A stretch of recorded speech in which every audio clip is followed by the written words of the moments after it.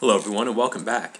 So I have a pretty great battle sent to me quite a while ago and I just now got to it, but it's a really entertaining battle with some interesting things about it. So let's jump right in. Over here we have one of my viewers whose username is Grodo. I will call him that in this battle because the other guy is the same banner color. So over here we have Grodo. He has a bow samurai, two bow samurai, and a bow ashigaru. Let's see, two yari samurai and a warrior nun. The swords are, let me count this right, 4 lone swords, I believe. Yeah, then 2 katanas and a nodachi. Now over here we have a light cavalry, and then off in the forest is another light cavalry and a katana cavalry.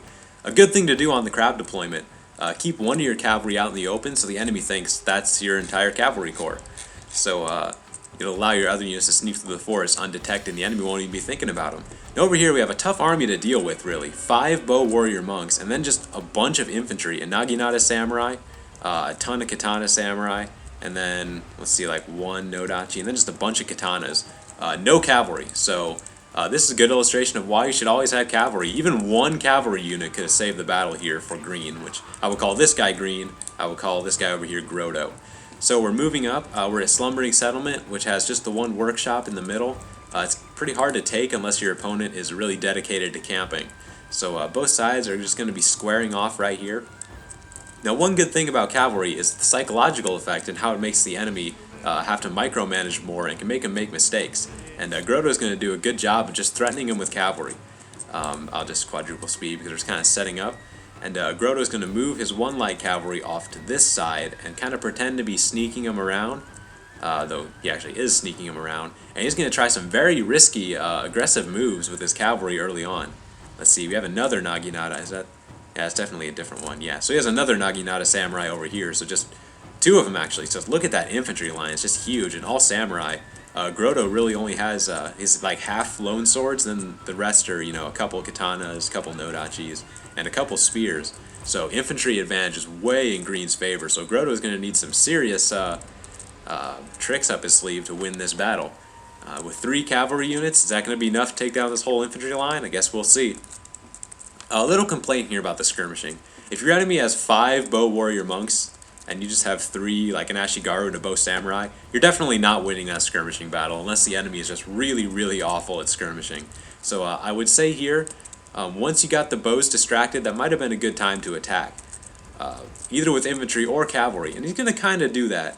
But maybe not to the best effect. Now what he's going to do here, I like this. He's just going to be running his light cavalry around, just looking for a hole to make any kind of attack on green. And he's almost going to get the general here, but green's going to react in time and pull out his general. Now look how close his light cavalry is going to be in this battle. And green's going to reform, and his cavalry's going to be right here, just a constant threat in his rear, waiting for a hole to open to try and even out this battle. Now Grodo's bows over here are just going to get completely annihilated by the bow warrior monks. Just completely trashed. There's just no way. The range, the power, he's going to hardly do anything. He does get a whistling arrow shot off, but look, this bow warrior monk has only lost 9 men. This one hasn't lost any. So just, yeah, and Grodo's just getting ripped apart. It's really hard to out-skirmish bow warrior monks if you don't have bow warrior monks of your own. So maybe a waste of the missile units, I don't know. But look at this. This is real. I love this. This is really aggressive. He's going to just find a hole here and run right into green's bow warrior monks. This is great. I love this. And just smash into that unit. It's too bad he couldn't keep it going. If he just run straight down this line and just taken out bow warrior monks, that would have been beautiful. But sadly, physics got in the way of that, and he's eventually just going to get tied down. But did some good damage to this bow warrior monk. So not a bad usage of a light cavalry. Not going to rout him, but killed about 2/3 of them. So yeah, that one's basically gone. And he's going to start moving up his infantry. Now, he has an infantry disadvantage. How can you turn this battle in your favor? Now, green kind of has a camping mindset here. He's just going to sit here in his formation and just kind of chill out, you know? He didn't even move his bows up to skirmish, you know? He's just going to sit there and let the enemy walk into range. So Grodo's going to kind of manipulate that. He's going to move all of his infantry over here and to try and funnel him. Now, I had a video like this, I think it was called 300, where I had a huge infantry disadvantage in numbers. So what I did was attacked him from the side and hoped that the enemy would just collapse in straight away and just neutralize their numbers advantage if you can get them all in just a small area to funnel in. And that's what green's going to do here, or Grodo, excuse me.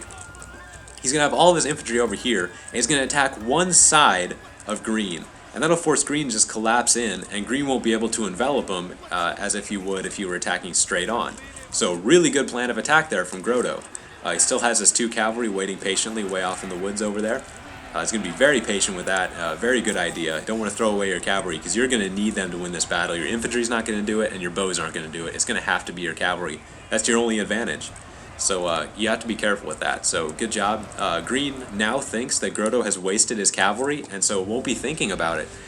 Good move there. Throwing away your cavalry, you know, you might think, well, it didn't do that much damage, which is true. But it had a big psychological effect because I don't think Grodo was thinking about a cavalry attack from the rear at all. He's going to just collapse all of his forces into this small area, which will give Grodo time to get his cavalry in the battle and keep his morale up from having all of his forces in the same area. And he's also going to be very, see, I mean, this kind of camping mindset. Should have had his general up closer, because look, we're going to have wavering here from Green, who is out of the radius. And look how he's just going to kind of sit here, you know? He's eventually going to collapse in, but his general's pretty far back, and so Green can still pull out this battle. He has facing a tough army, but he can definitely do this. One Katana Samurai is routed, but having no cavalry to worry about, his Yaris can join the battle. And Yaris, while they will lose to swords, their defense is really high, and they can last quite a while. So they're just going to be tanking most of Green's force here that's going to collapse in. Meanwhile, this chunk is going to get a little separated from the general, have a couple morale problems.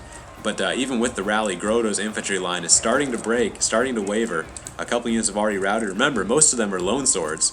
So his infantry is in a very tight spot here. But that's when the cavalry comes in, who has no support at all from any infantry. They're all tied down. And so Grodo's cavalry is going to have free range in Green's rear here. It's going to go right into the general. Not spread out very well. It's not going to be a very good charge, but it did kill a few of them, and it's going to spook Green, who's now about to lose all of his missile troops. Nice, look at that charge. Spread them out nice and thin, and killed about 50 men in that charge. See, that's how you want to do it. Spread them out and smash into those range units. Green's going to kind of panic and move his general. I think Grodo should have been more aggressive with his general. Should have brought him around this flank and hit the rear right here. I don't know what kind of general he was. I think he was a melee general, though, because of the way he just smashes into Green's general a little later. So with the pressure on Green, he has to put his general in a safe spot, and that's going to be over here.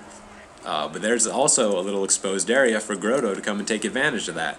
So he's pulling them off here to the flank. That's going to expose this side over here, which is out of the range of the general radius, and they're going to start wavering. So this line might collapse and will allow Grodo to push in on the middle.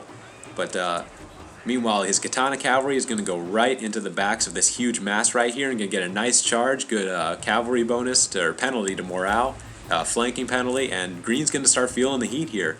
His light cavalry has moved on and trying to hit this Naginata, trying to break this chunk. It's a good idea. When you have an enemy that outnumbers you, try and break them off into chunks and just swallow them one chunk at a time. Overwhelm one chunk, send just enough to tie down the other chunks, and try and break them one by one. That's what he's going to do, focusing mostly on this side, and they're going to break. There we go. We have the routing. So now everybody over here is going to be able to collapse and flank and take out the bigger chunk, which is wavering from the Katana cavalry, and his general's also exposed. So if Grodo just move his general, there we go. Grodo just going to come and attack, so will Green. They both know that the generals are important.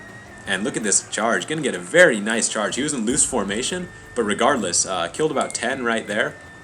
And Green's general is going to feel the heat. Down to 13, and there he goes. He conceded, actually. Didn't fight that one out. So Grodo had some pretty serious odds against him, but with only 3 cavalry units, he was able to turn that around.